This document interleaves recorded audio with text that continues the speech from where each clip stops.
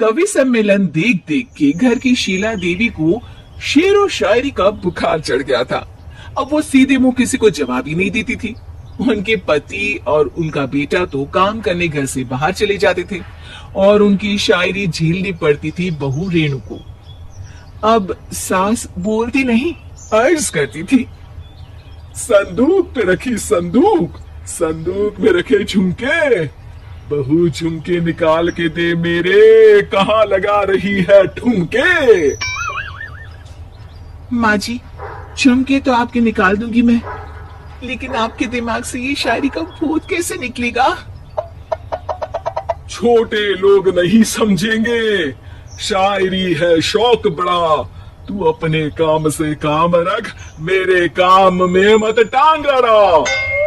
शौक अलग बात है, लेकिन हर चीज में अपना शौक डाल देने से जग हसाई हो सकती है सासू माँ। अरे मैं हूँ एक नंबर कलाकार, कोई ऐसी वैसी बला नहीं, तुम घर के कामों में उलझी, समझोगी मेरी कला नहीं। ठीक है माँ जी, आप नहीं समझती तो कोई बात नहीं, लाओ मैं आपके झुमके ही निकाल कर दे देती हूँ।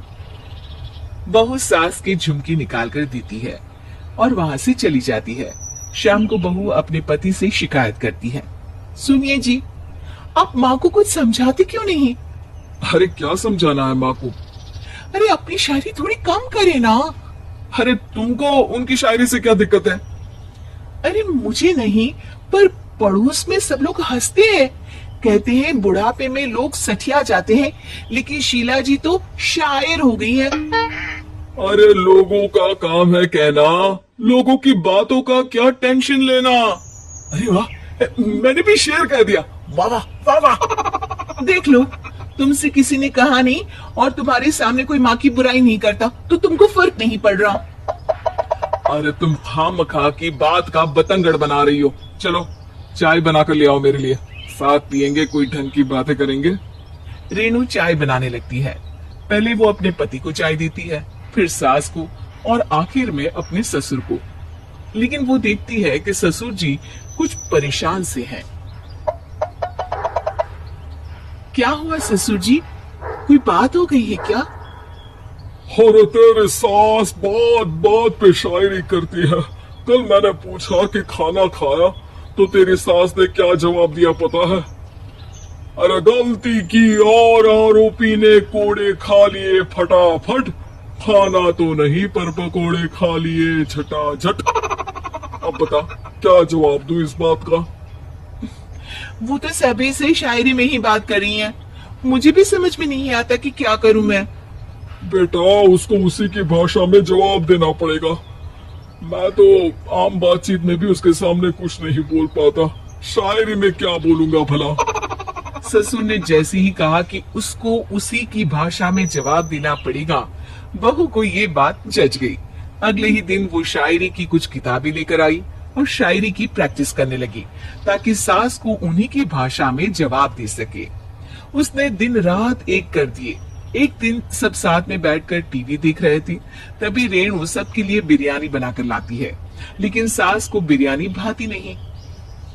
कौवा करता काऊ काऊ, चिड़िया बोलती ची ची, इतना खराब बिरयानी बनाई है कि मुंह से निकले छी छी। बस इसी मौके का तो बहू को इंतजार था, क्योंकि अब बहू सास को उसी की भाषा में जवाब देने के लिए तैयार थी। माँ जी हमको अपनी ये बेकार शायरी ना सुनाइए, जैसी भी बनी है बिरयानी चुपचाप खाइए। ससुर जी और रेणु के पति ने रेणु का जवाब सुनते ही जोर से ताली बजाई और सास ने जब रेणु का शायराना जवाब सुना तो उनके गले में बिरयानी अटक गई। बहू ने एक और शायरी का तीर छोड़ा।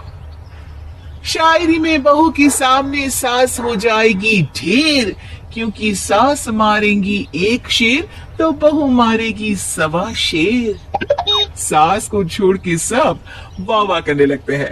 आज पहली बार सास को नहले पे दहला मिला था और रेणु ने सास का मुंह चुप करा दिया था। अगले दिन रेणु का पति उससे कहता है, अरे वाह तुमने तो माँ की बोलती ही बंद कर दी, मजा आ गया। अब मेरे लिए कुछ बना दो, खाकर मैं काम पर चला जाऊं। शायरी ही है मेरा जीवन, वही करूंगी जी भर के। नौकरानी रख लो कोई, काम नहीं करूंगी मैं घर के। अरे तुम क्या माँ जैसी हरकतें करने लगी, सीधे सीधे बात करो ना। हो गई कल शायरी, रोज थोड़ी ना करोगी। शीशी भरी गुलाब की पत्थर पे फोड़ दो, जो मुझे शायरी से रोके उसके कान मरोड़ दो। पति घबराकर वहां से चला जाता है और बाहर उसके पिताजी के पास जाकर बैठ जाता है। दोनों अपनी बीवियों की शायरी से परेशान है। ससुर को पछतावा होता है कि क्यों उसने बहू को सास की भाषा में ही जवाब देने का आइडिया दिया। अब तो घर में दो शायर हैं। दोनों एक साथ दुखी स्वर में कहते हैं, हम दोनों की ही बीवियां जब से शायर हो गई है, क्या बताएं जिंदगी एक फटा हुआ टायर हो गई है।